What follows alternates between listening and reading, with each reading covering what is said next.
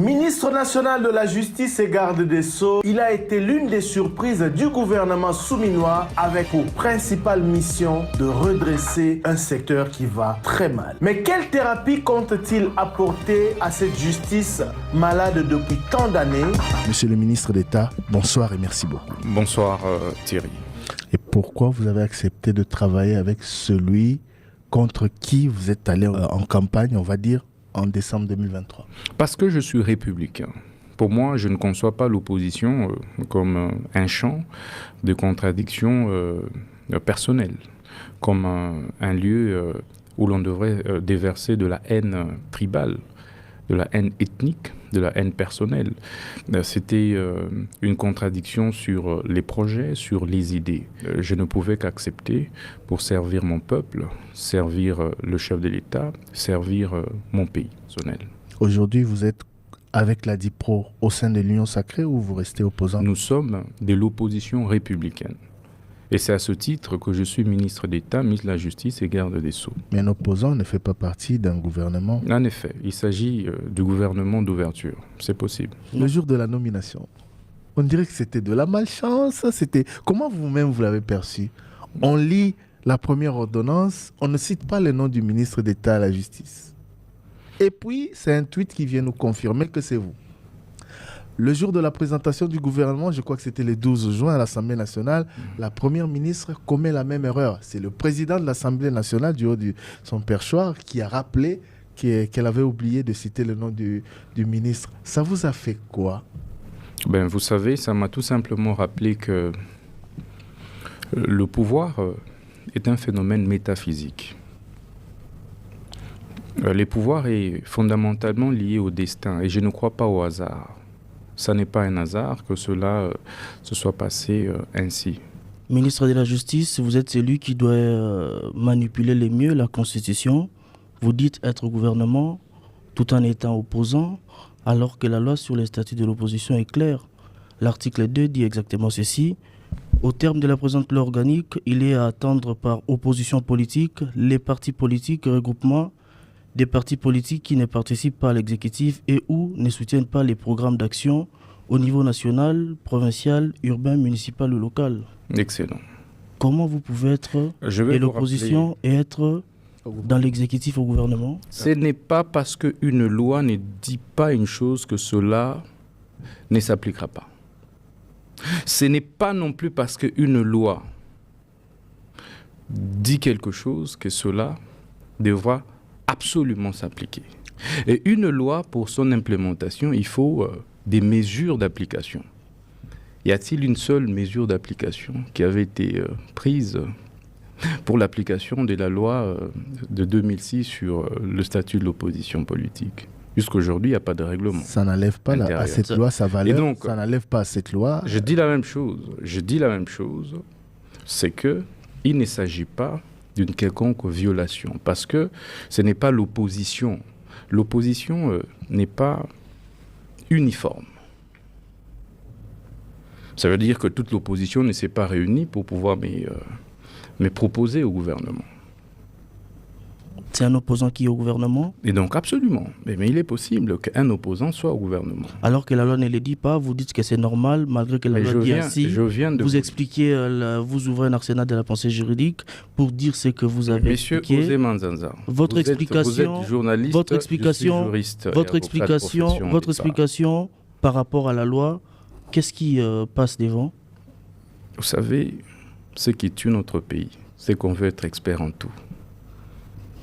Monsieur le ministre, ici, on parle... un journaliste peut avoir des notions de droit. Mais laissez-moi vous éclairer. Et en l'occurrence, il ne vous a lu qu'un passage des statuts de l'opposition. Mais c'est ce que je suis en train de vous dire. La loi a ses spécialistes, tout comme la médecine a ses spécialistes. Oui, mais dans les faits ou dans la pratique, dans l'exercice de la politique, comment la DIPRO, votre regroupement politique, va poursuivre son combat dans l'opposition alors que son président est au gouvernement? En fait, je vous comprends. La difficulté que nous avons, nous tous, est que vous avez encore l'acception erronée et érodée de l'opposition politique, qui consiste à détruire, qui consiste à insulter, qui consiste à se chamailler, à se disputer. À critiquer Nous l'action sommes du en fait gouvernement, monsieur à le ministre. critiquer Pas forcément détruire et systématiquement. insulter. Ben, Critiquer l'action du gouvernement. écoutez, vous n'êtes pas forcément obligé, lorsque vous êtes opposition, de pouvoir critiquer négativement. Vous pouvez aussi critiquer positivement. Nous sommes à un moment assez crucial de notre histoire politique, où le Rwanda, l'Ouganda et d'autres pays voisins ont décidé de décimer les Congolais, de faire disparaître notre race, de nous prendre nos terres, de nous prendre nos femmes, de nous tuer. Et face à cela, en fait, il n'y a pas d'opposition et de majorité. Face à cela, c'est plutôt une question de conscience patriotique. Et si je peux, autant que possible, apporter quelque chose à la construction de ce nouveau Congo qui se veut libre et réellement souverain, indépendant, ben pourquoi ne pas le donner? Le donner ne veut pas dire que je deviens membre de la majorité au pouvoir. Le donner ne veut pas dire ou ne fait pas de moi pour autant membre de l'Union sacrée. Et donc reconnaissez ici que le chef de l'État avait, lors de son discours d'investiture devant la nation congolaise, c'était le 20 janvier 2024, promis d'ouvrir son gouvernement à l'opposition politique, à la société civile. C'est à ce titre que vous trouvez qu'effectivement, au sein de l'actuel gouvernement, on a tenu compte des figures de l'opposition et de certaines figures de la société civile. Donc il a tenu parole et je l'en remercie par ailleurs pour ça.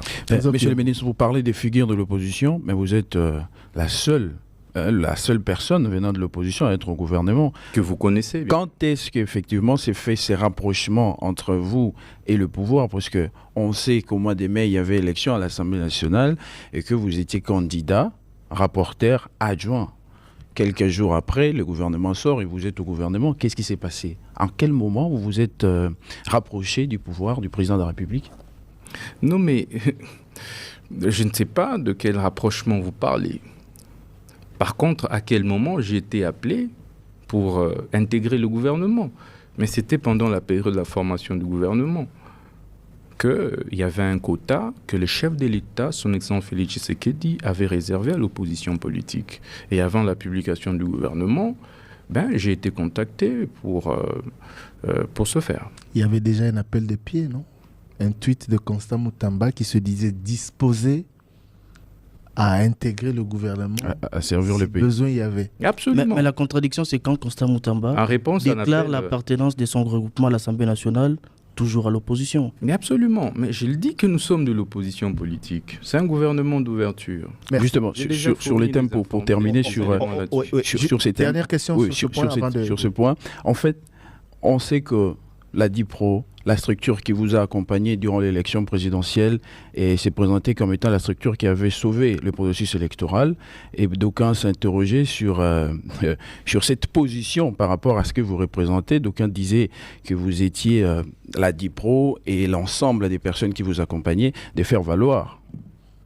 Est-ce la conséquence de ce qui se passe maintenant, c'est-à-dire vous êtes au gouvernement suite à ce que vous avez fait en 2023, à sauver la CENI, sauver le processus électoral? Comme je vous ai dit, nous sommes dans le gouvernement d'ouverture à la suite de la promesse que le chef de l'État avait faite à la nation, celle d'ouvrir son gouvernement à l'opposition politique. Et nous avons été contactés et nous avons présenté notre disponibilité à servir notre peuple, à servir notre pays et à servir avec dévouement, loyauté le chef de l'État. C'était plutôt en 2021, si j'ai bonne mémoire. 2021. Alors, on va justement quitter ce milieu politique, même si on va y rester d'une manière ou d'une autre, pour parler du ministre d'État à la justice et garde des Sceaux. Vous arrivez à la tête de ce ministère de prestige à la manière de Constant Moutamba. Le jour de la remise et reprise avec un chien. C'était quoi la symbolique? C'était quoi la signification? Vous savez, le problème majeur de ce pays, comme je n'ai eu de cesse à le dire, repose sur deux choses. La première, c'est le désordre. La deuxième chose, c'est l'indiscipline. Donc si nous voulons redresser les choses, nous devons juste remettre de l'ordre dans tous les secteurs de la vie nationale et remettre de la discipline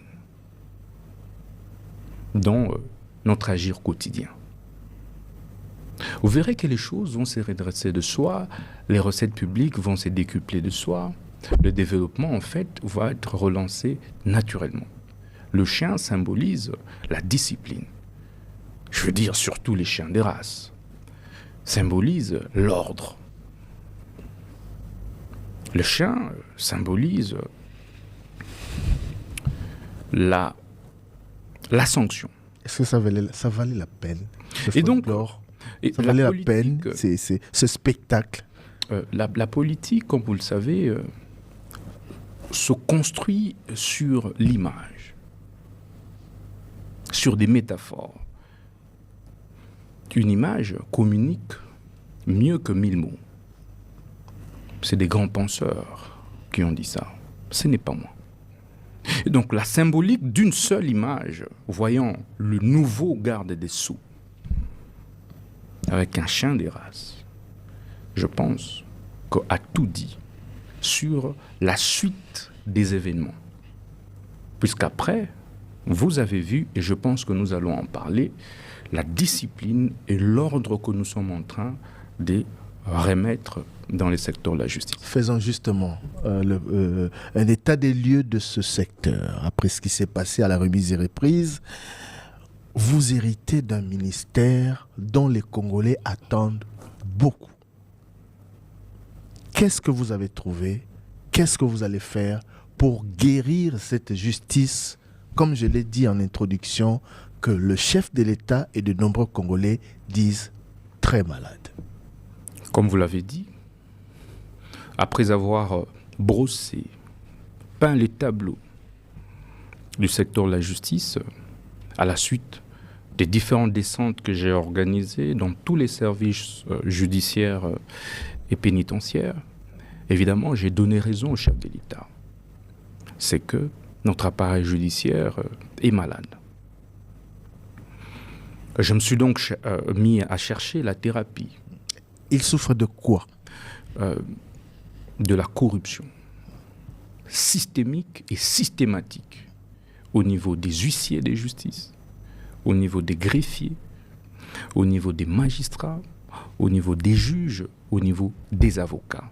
Tous ceux qui interviennent dans la chaîne de la justice, malheureusement, ont intégré de telles antivaleurs de corruption qui ont totalement disséqué, totalement détruit notre justice.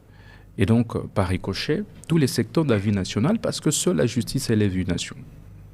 La justice est la colonne vertébrale de l'État. Et donc, lorsqu'elle est déstructurée, l'État aussi se déstructure. Et donc, j'ai remarqué qu'il y avait effectivement, dans la plupart des cas, des jugements iniques, des arrêts iniques, des bandes, des mafieux organisés, escrocs, pour malheureusement, à chaque fois, détruire le climat des affaires du pays. Et je me suis dit, je me suis également rendu compte qu'au niveau des services pénitentiaires, au niveau des maisons carcérales, au niveau de prison, il y avait un sérieux problème. Il y a un sérieux problème, des surpopulations carcérales et parfois des conditions délétères dans lesquelles vivent les prisonniers. Parce que dans ma méthode de travail, dans mon approche de travail, j'opte pour une approche participative où je mets des côtés mon costume des ministres pour pouvoir être sur le terrain, discuter avec les gouvernés, discuter avec agents et cadres, discuter avec les justiciables, pour pouvoir ensemble trouver la thérapie appropriée à administrer à notre justice malade. En dehors de la corruption, et donc, oui. En dehors de la corruption, comme je vous l'ai dit, au niveau des services pénitentiaires, les conditions délétères dans lesquelles vivent les prisonniers. J'ai trouvé les pesanteurs politiques sur certaines décisions de justice, ça fait partie de votre diagnostic? Absolument. Il y a des interférences. En fait, dans la plupart des cas, il y a certains politiques, malheureusement, qui sont des connivences avec certains hauts magistrats, parce qu'il faut le dire, qui participent à la destruction de l'image de la justice. Parce que lorsque vous avez des jugements qui condamnent des sociétés commerciales, des entreprises publiques au paiement des dommages et intérêts allant jusqu'à des 20 millions, 30 millions, 50 millions de dollars, passant par la formule des astreintes, c'est quand même assez grave, et généralement pour des créances des 10 000 dollars initiales, des 20 000 dollars, des 30 000 dollars. Et donc c'est cette mafia judiciaire qui a créé le climat d'insécurité juridique et judiciaire. Conséquence, c'est que, par exemple, les opérateurs miniers ne savent pas, en réalité, se conformer au code minier. Ça veut dire rapatrier les recettes qui sont obligés de rapatrier au pays. Donc des devises. Nous vous considérons comme un médecin. Lorsqu'un patient arrive et que vous remarquez qu'il souffre de telle maladie, vous devez en connaître les causes avant d'arriver à la thérapie. Quelles sont les causes de tout ce que vous décrivez, de tous ces maux dont souffre la justice congolaise? Comme je vous l'ai dit, c'était juste les désordres et l'indiscipline. Donc la thérapie, c'est juste remettre de l'ordre et de la discipline. Que chaque Congolais, que chaque magistrat, que chaque juge, avocat ou huissier de justice, vérifier fasse son travail. C'est tout. Et donc du coup, nous allons, après, il faut dire, l'état des lieux que j'ai mené, nous avons lancé un certain nombre de mesures, un certain nombre de réformes courageuses. Entre autres réformes, c'est l'instauration de un peu ce qu'on appelle en droit étranger, en droit comparé, la caution judiciaire. Donc la consignation des frais qui existe déjà dans notre droit a été systématiquement revue, et que donc désormais, pour pouvoir faire condamner une entreprise au paiement de X montant, il faudra être soi-même capable de pouvoir consigner les frais d'un certain pourcentage. Ça veut dire 2% pour toutes les entreprises, toutes les personnes morales de droit privé, et 5% pour les entreprises publiques, services publics et autres. Mais évidemment, il y a des exceptions que nous avons reprises au niveau de l'arrêté interministériel qui a été adopté en Conseil de ministres. L'alerte de notre confrère Stani Boujakira sur les conditions de vie de nos prisonniers, vous l'avez pratiquement rejeté en disant que c'est des vieilles images qui avaient circulé, mais dans les faits, vous êtes quelques jours plus tard allé faire le même constat que lui. D'abord, je n'ai pas attendu que M. Stanis Boujakira, qui est un ami que j'aime bien, puisse publier ces vieilles images, qui sont vieilles. Mais les conditions sont les mêmes. Je n'ai jamais... Vous dites qu'elles sont vieilles. Lui, il a été récemment en prison, vous le savez, puisque vous dites que c'est votre ami.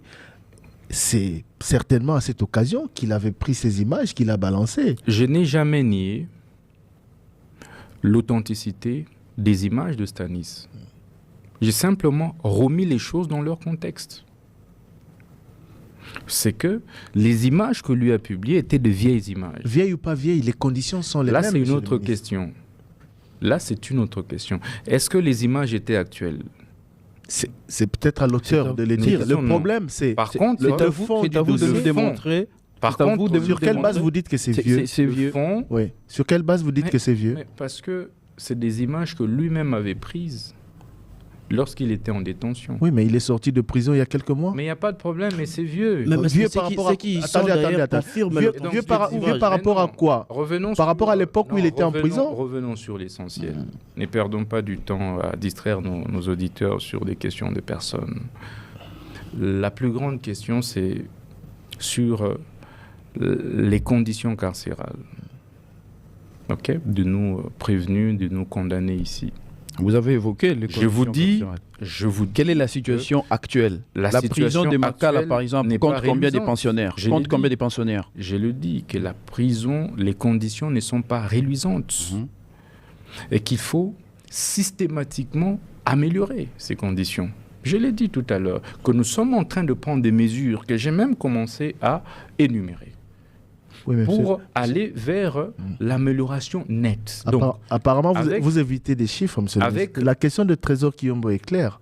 La prison de Makala, construite initialement pour accueillir 1500 prisonniers, en compte combien? 15 000 plus. Plus ce que j'ai fait la dernière fois. Nous en sommes à plus ou moins 15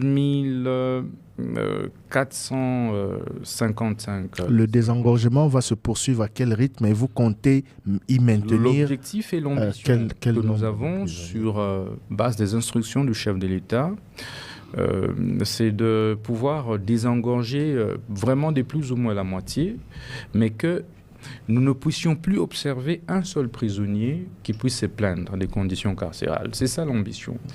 Vous savez, nous avons plus ou moins 5 ans. En principe, nous sommes nommés par le chef pour 5 ans. Mais évidemment, il pourrait y avoir des remaniements.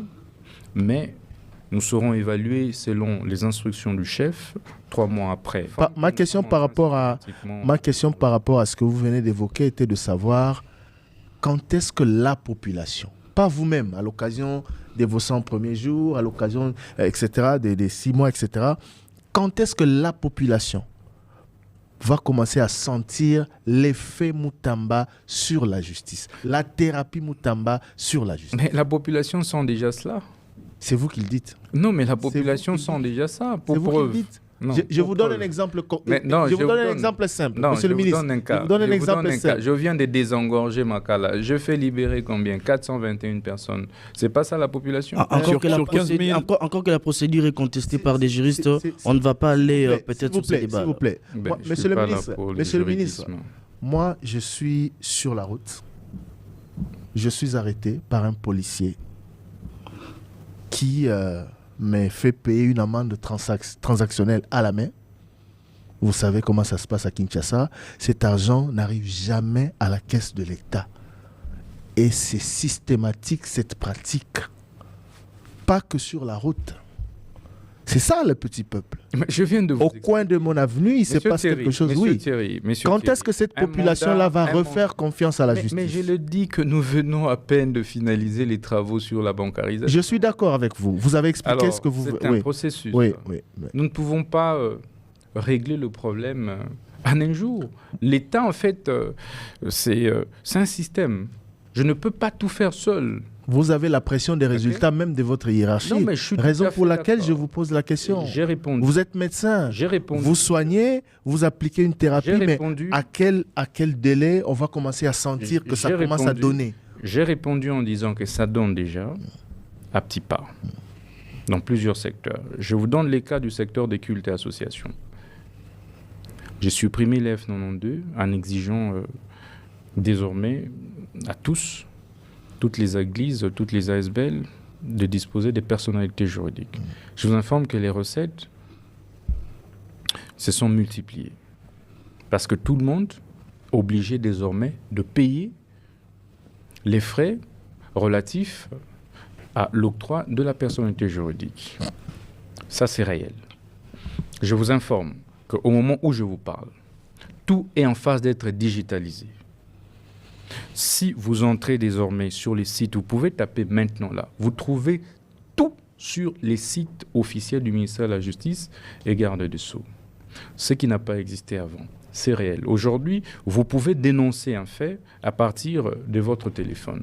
Vous pouvez solliciter votre personnalité juridique à partir du site internet, donc à travers votre téléphone. Vous pouvez aujourd'hui entrer sur le site du ministère et voir par exemple la liste de tous les huissiers de justice. Donc lorsqu'un huissier vient exécuter, avant de pouvoir l'autoriser d'exécuter une décision de justice, entrez sur le ministère de la Justice, vérifiez si il est réellement agréé comme huissier de justice. La liste est là. Tout celui qui va s'amuser à détourner $1 des Congolais ira en prison. Tout celui qui va s'amuser à administrer une mauvaise justice sera également arrêté. Je vous informe que je viens de lancer des enquêtes sur la mafia judiciaire au sein de notre appareil judiciaire en général. Le rapport sera présenté au chef de l'État et des sanctions claires et sévères seront prises contre tous les auteurs de la mafia judiciaire qui a mis à genoux notre République. Je vous remercie.